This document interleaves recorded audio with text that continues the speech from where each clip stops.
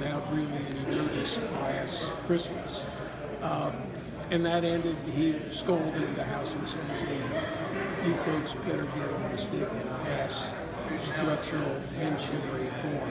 You convene the first week, about the first thing you do is appoint this working group.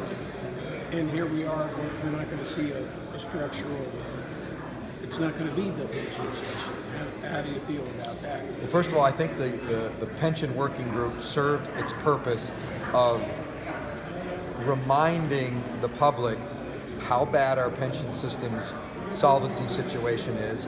It talked about the various systems because we talk about this sort of nebulous pension reform, but there are 8 different systems. And I think it brought more attention to the quasi and regional university issue and also the TRS. I'm still not ready to say that this session is a failure on pensions because I haven't given up on House Bill 358.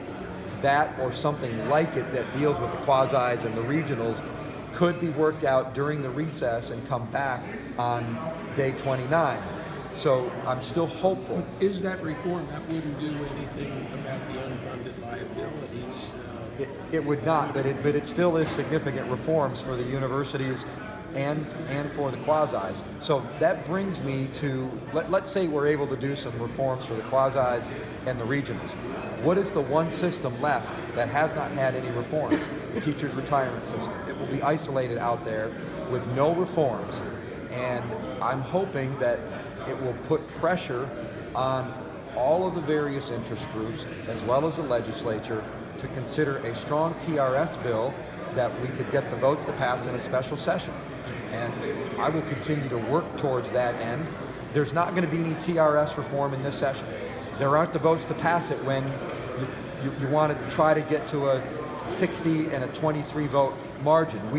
We don't think it requires a supermajority, but we don't trust the Attorney General or the courts on this issue. So that supermajority threshold was a problem for us getting a TRS bill done, and it's a problem getting the quasi and regional universities bill done.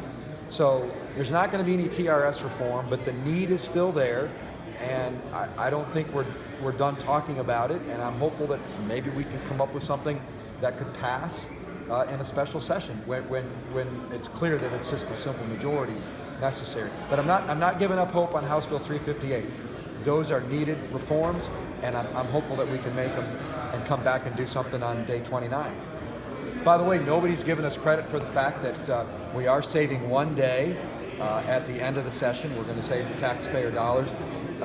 Everybody gets excited here about $60,000 a day for a session, and I'm waiting to see people get exercised about the $25 or $30 million, all the sick outs that cost JCPS and the taxpayers, and the law opportunity costs that have happened because people have had to miss work and pay for child care. But I digress. Could you use that day if you need it? Day 30? I'd say something happens over the next 10 days and you need another day. We could. Could you do it? We could. It's unlikely, but we could. So you could push it. You could push that back to the 30th if you. We could. And That's it's now correct. on the 28th. Correct. The plan right now is to adjourn on the 28th, but under the Constitution, we could go till Saturday the 30th.